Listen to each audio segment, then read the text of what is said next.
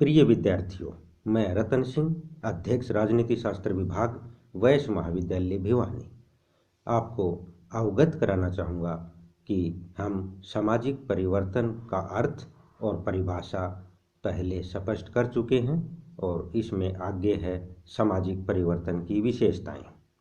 इसमें प्रथम विशेषता है सामाजिक परिवर्तन की गति भिन्न भिन्न समाजों में भिन्न भिन्न होती है।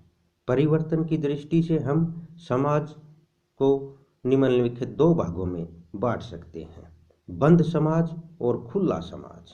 बंद समाज एक पीढ़ी से दूसरी पीढ़ी तक एक जैसा रहने में विश्वास करता है और किसी नए परिवर्तन को स्वीकारने से डरता है। इसके विपरीत खुला समाज परिवर्तन में विश्वास करता है और ऐसे प्रत्येक परिवर्तन को स्वीकार करता है जो उसके लिए उपयोगी हो। इस प्रकार खुले समाज में परिवर्तन की गति तेज होती है और बंद समाज में परिवर्तन की गति मंद होती है। दूसरा है इसमें सामाजिक संगठन में होने वाले परिवर्तन की गति सामाजिक कार्यों में होने वाले परिवर्तनों की अपेक्षा बहुत धीमी होती है।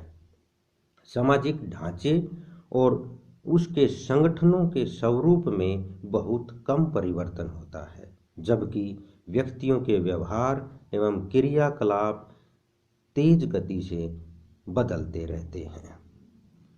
अगली विशेषता, जब सामाजिक परिवर्तन की गति मंद पड़ जाती है तो क्रांति की संभावना बढ़ जाती है और इस क्रांति के द्वारा एकाएक व्यापक परिवर्तन होता है।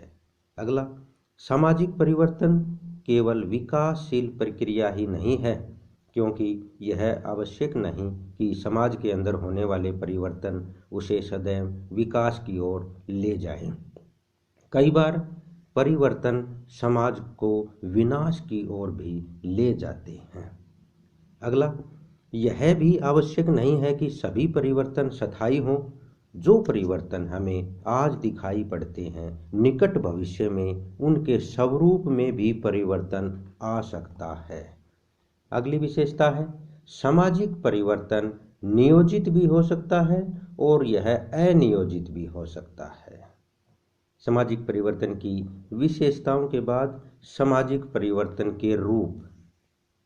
सामाजिक परिवर्तन के रूप को मुख्यतः 3 भागों में हम अध्ययन करते हैं।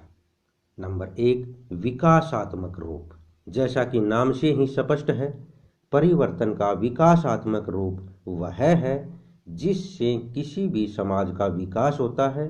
इस प्रकार के परिवर्तन एकदम नहीं होते, बल्कि धीरे धीरे होते रहते हैं, परंतु हमें ऐसा आभास होता है कि जैसे यह परिवर्तन अचानक हुआ है। विज्ञान के क्षेत्र में नित्य दिन नवीन अनुसंधान होते रहते हैं और ये अनुसंधान समाज को धीरे धीरे प्रगति की ओर ले जाते हैं और लोगों के जीवन में बहुत महत्वपूर्ण परिवर्तन ले आते हैं। पुराना ज्ञान नवीन ज्ञान का आधार है, क्योंकि उसी के आधार पर नवीन ज्ञान की खोज होती है और समाज प्रगति की ओर अग्रसर होता है।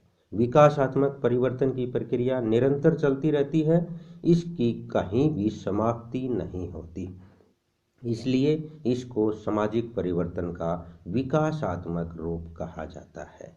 दूसरा है इसमें लहरदार परिवर्तन। जिस प्रकार पानी में लहर कभी ऊपर की ओर उठती हैं तो कभी नीचे की ओर गिरती हैं, इसी प्रकार लहरदार परिवर्तन वे परिवर्तन हैं जिनके द्वारा समाज कभी प्रगति की ओर बढ़ता है तो कभी अवनति की ओर। दूसरे शब्दों में हम कह सकते हैं कि ये परिवर्तन वे परिवर्तन हैं जिनमें लहरों के समान उतार चढ़ाव होता है। तीसरा रूप है चक्रिक क्रम से होने वाला परिवर्तन। चक्कर के समान होने वाले परिवर्तन को चक्रिक क्रम से होने वाले परिवर्तन कहते हैं। अर्थात जिस प्रकार एक चक्कर के अंदर जितनी अरें होती हैं और जब वह चक्कर घूमता है तो वे अरें कभी ऊपर हो जाती हैं और कभी नीचे हो जाती हैं, अर्थात अर वही हैं परंतु उनकी स्थिति में परिवर्तन आता रहता है। इसी प्रकार समाज के अंदर कुछ परिवर्तन अथवा घटनाएं ऐसी होती हैं जो कुछ समय के अंतराल में समाज में पुनः वैसे ही घटित हो जाती हैं। प्रकृति में होने वाले परिवर्तन जैसे प्रातः, दोपहर और रात्रि का होना और विभिन्न ऋतुओं का उसी क्रम से बार बार आना, इसी प्रकार के परिवर्तन कहे जा सकते हैं।